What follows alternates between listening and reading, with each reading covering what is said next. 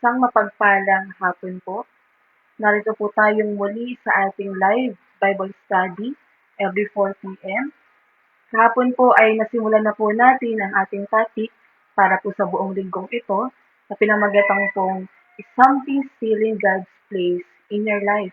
At maganda po na ito po ay maging personal na tanong din po natin sa ating mga sarili na may mga bagay nga ba na nakakanakaw ng lugar ng Diyos sa buhay po natin. Itinuturo po sa atin na ang gusto po ng Panginoon na siya ang maging sentro ng buhay natin. Dahil unless na ang Diyos ay may lugar at sentro ng buhay po natin, saka lang po natin mararanasan ang tunay na katagumpayan at kagalakan na hinahanap po natin. Wala dapat tao o bagay na nakaka-replace sa posisyon o lugar ng Diyos sa buhay po natin. Dahil supposed to be, yung special place o spot na yan ay dapat sa Panginoon. Darating po ang time na kailangan po nating mamili kung ano ang bagay na ilalat go po natin. Kung minsan, masakit, pero dito po papasok ang tinatawag po natin na sacrifice. Magbibigay ka kahit masakit na sa'yo. Ito yung something na may damage sa'yo, pero alam mo na makakapi sa Panginoon. Kailangan mong manili, kagaya po ng sinabi ni Joshua sa Joshua chapter 24, verse 15, na kailangan mong manili kung sino ang paglilingkuran mo. Pero kagaya po ng sinabi ni Joshua, very firm ang decision niya na pinipili niyang paglingkuran ay walang iba kundi ang Panginoon. Dahil may mga bagay na makakaagaw sa posisyon ng Diyos sa buhay po natin at ito po ang mga pag-aaralan natin sa buong linggong ito. Kahapon po ay nabanggit na sa atin ni Pastora Dayan ang number 1, which is yung social media obsession, at yung number 2 naman po ay yung money and materialism. At dito naman po tayo sa number 3, ang fame and influence. Ito po ay mababasa natin sa Galatians chapter 1 po, verse 10. At nakalagay po dito, bakit ko sinasabi ito? Dahil ba sa nais kong mapuri ang tao?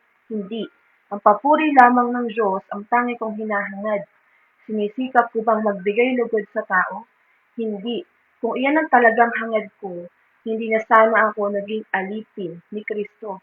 Bilang isang Kristiyano at lingkod ng Panginoon, our goal is to please God at mag-glorify ang Diyos sa pamagitan ng mga buhay natin.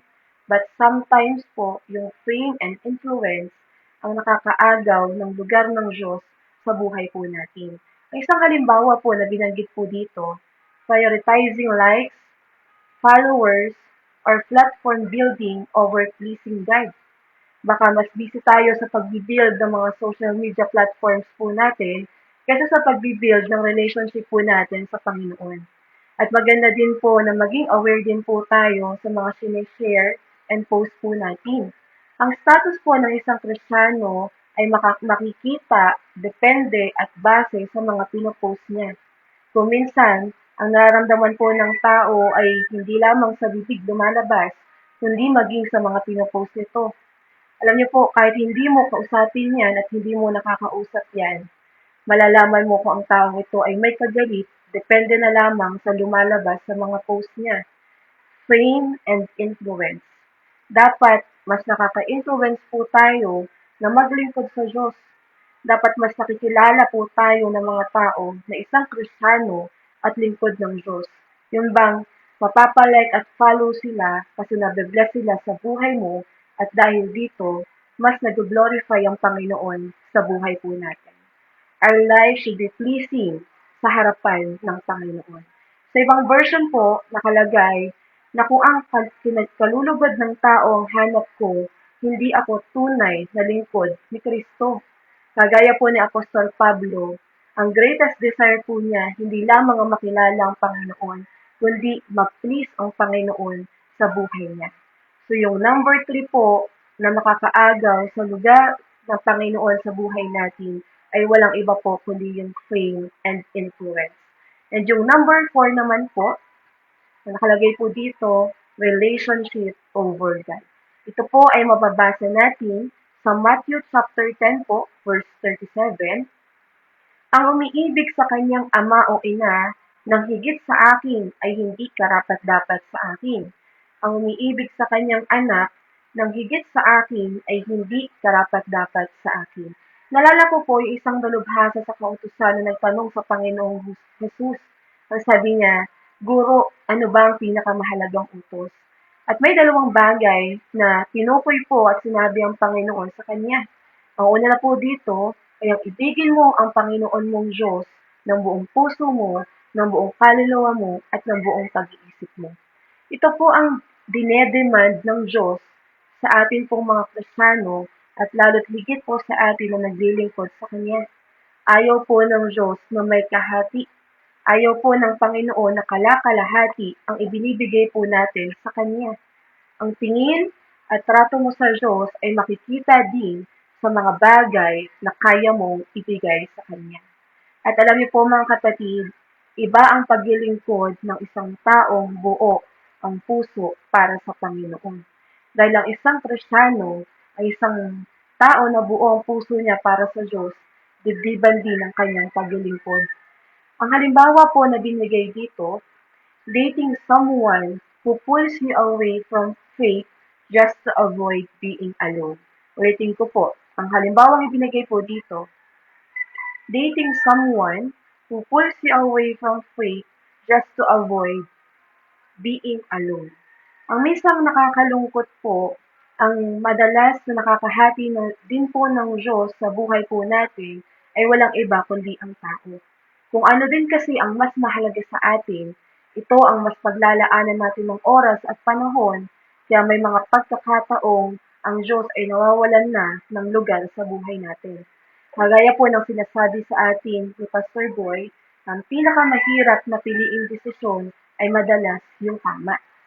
Ang relasyong galing sa Panginoon ay dapat tinutulungan ka na mas mapalapit kay Jesus. Hindi lamang po ito yung relasyon natin sa mga opposite gender. Ano po? Ang tinutukoy din po dito ay maaaring sa kaibigan, sa pamilya, dahil kung minsan may mga tao po na maglalayo sa atin sa Panginoon. Hindi po masama na tayo po ay magkaroon ng quality time sa tao. Pero wag din po natin kakalimutan na magkaroon din dapat tayo ng quality time sa Diyos. Darating po ang time na kailangan po natin talagang mamili kung ano ang i-give up natin.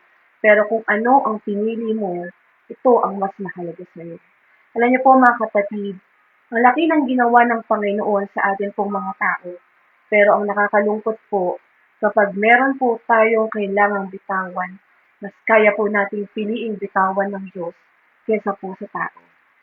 Pero pag may mga bagay na hiningi po sa atin ng Panginoon, hindi po ito hinihingi ng Diyos sa atin ng walang dahilan. Dahil gusto po tayong iiwas ng Panginoon sa mga bagay na makakapag-damage po sa atin, lalo na sa emosyon po natin. Naalala ko po, meron pong isang lingkod ng Diyos na siya po ay nakatapos po ng pag-aaral. At dahil sa siya po ay nakatapos ng pag-aaral, inaasahan po ng kanyang magulang at ng kanyang pamilya na siya po ay tutulong na after po ng ilang taong sakripisyo ng kanyang magulang sa kanya, siya po ay magtatrabaho at tutulong sa kanyang pamilya. Pero alam niyo po, ang taong ito ay kinausap ng Diyos at nagdesisyon siya na ibigay ang 6 na buwan niya para sa paglilingkod. At sa loob ng 6 na buwan na ito, alam niyo po, naramdaman ng taong ito ang kakaibang pag-ibig para sa gawain, kakaibang pag-ibig para sa mga kaluluwa, at higit sa lahat, ang kakaibang pag-ibig para sa Diyos na kanyang pinaglilingkuran. Kagaya ka din ba niya? Hindi kaya tinawag ka din? At dahilan po sa ganitong pakiramdam, ang taong ito ay nagdesisyon po na ipagpatuloy ang paglilingkod na kanyang nasimulan. Hindi lamang 6 na buwan, kundi ito po ay tinuloy niya ng maraming taon.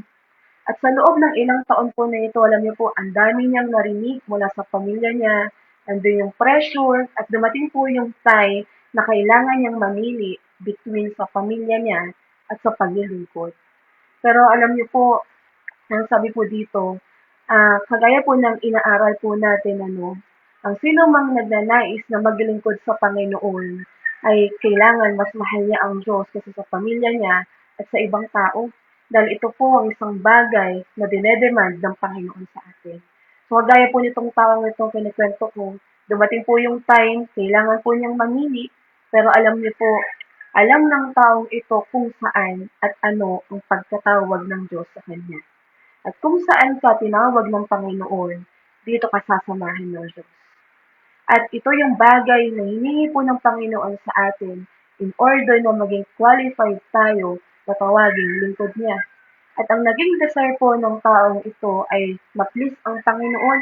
Kagaya po ng number 3 na pinag-aralan po natin, si Apostol Pablo po, wala siyang ibang ninanais kundi ma-please lang ang Diyos at mapaglingkuran ang hari ng mga hari, Diyos ng mga Diyos. At ito pong taong ito, sa loob ng ilang taon na paglilingkod niya, ito rin po yung naging desire niya. At palagi po niyang sinasabi, Lord, kung ito ang paraan para mapatunayan ko kung gaano kita kamahal, paulit-ulit kitang pipiliin. Pero umabot siya sa point na nagtanong siya sa Panginoon, Lord, bakit ba sa lahat ng magkakapatid, ako ang pinili mo na maglingkod?